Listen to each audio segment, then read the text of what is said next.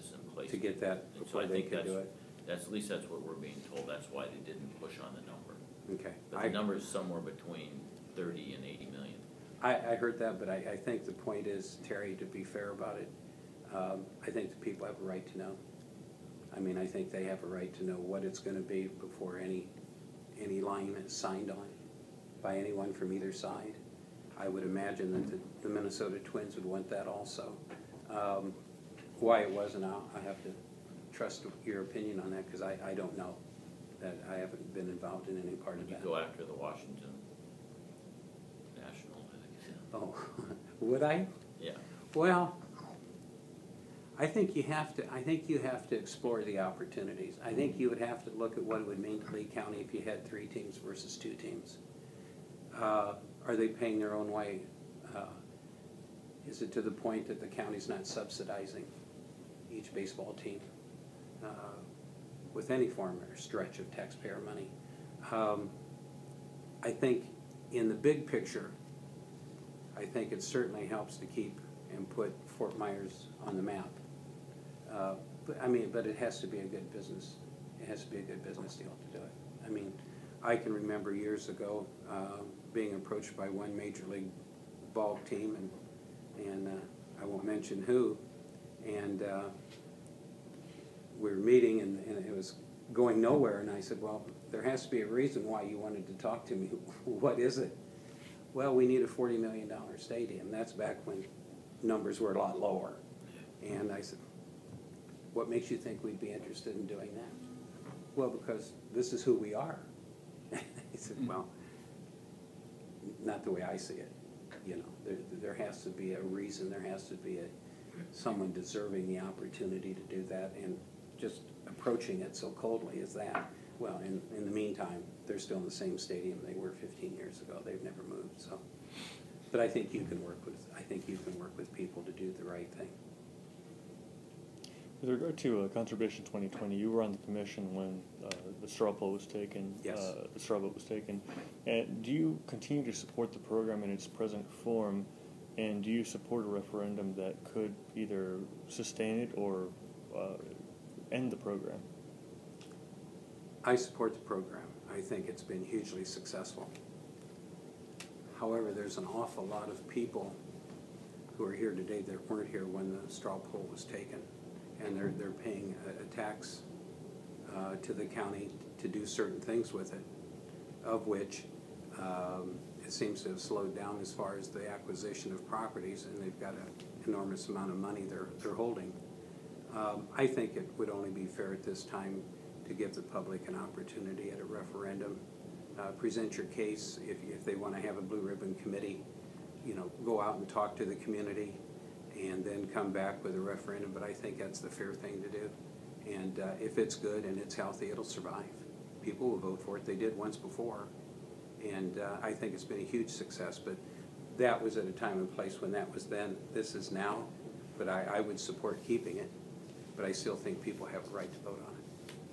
We have about 5 minutes left of the interview. Any other questions?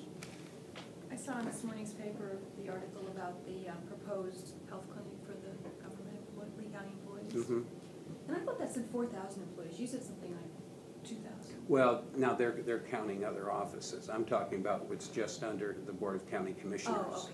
under their budget. I see. And that's where they cut the 435 positions. I see. No, I know that number's Okay, larger, I gotta look but that at takes in a lot more. But my question is, where would you stand on that proposal? I think everyone approved it except for, I think, Brian Wiglow dissented from that one. Well, I think you have to look at the total picture. You have to look at the cost versus staying where you are with the program you have, and whether you can justify going in that direction. And what is the worst case scenario if healthcare were to start or more degenerate? How much is it going to cost us if we're self-insuring everything at our own clinic? I have to look at the worst case scenario in that. Do you think they're able to look at that and be able to really know? I mean, they're going on, I guess, based on other people other counties have done it or whatever, they've decided that this is going to be a cost savings. They've projected If you can justify that and prove it, I would recommend they proceed with caution and make sure of what they're doing, because I think this would be a big issue. And not only the delivery of the health care you would have to assure, but that it's a cost advantage to doing it differently than the way they're doing it now. And what is the worst thing that could happen? And all of a sudden you become a co-insurer and become an insurance company, and better be ready for it. When the state of Florida did Citizens, they weren't really ready for what that turned into. And so I think, from that point of view, I think it's worth looking at. The other key to that, and we worked for a long time, just to finish up, I don't want to run over, but we tried for a long time. Charlie Green did, through the clerk's office and going to the sheriff's office and going to the school board and Lee County Board of County Commissioners, and trying to have a consortium of county offices all to come under the same umbrella, where we could have better buying power and have lower numbers at cost and have better facilities for treating all the people. And we could never, there's always a couple that just wouldn't even want to talk at that point in time for whatever reason on the budget. But we always felt that that was the avenue to go.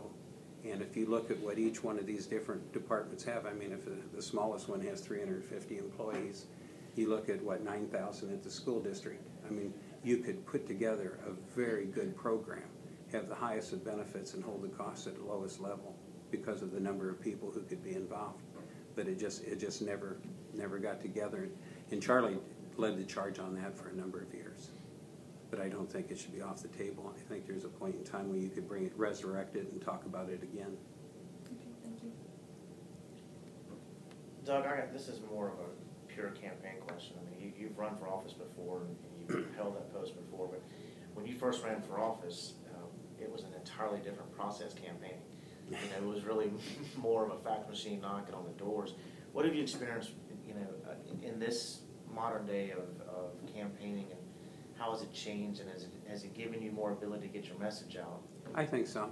I think there's so many more activities going on with it, meet and greets and fundraisers, and people go to different candidates forums, just not their own, so they're constantly out meeting people. I'm doing things that I never did early on in my political life, and I think it's terribly rewarding. I mean, I have 4 or 5 functions a day, most days, and seeing people, and you know what? They all have something to say. Good or bad, people have opinions, and if you don't listen, you're never going to know. So I think it's a good advantage for us. I think it gives you a chance to get to know a lot of the people who are running for other offices that you wouldn't normally get to do. And plus, the fact that you're out there, it means something to people. Whether they vote for you or not, that's secondary. But at least they know you care enough to go out and talk about the issues and hear what their complaints are. And most people have something they'd like to say about politics. Everybody has an opinion. And the quality of their life.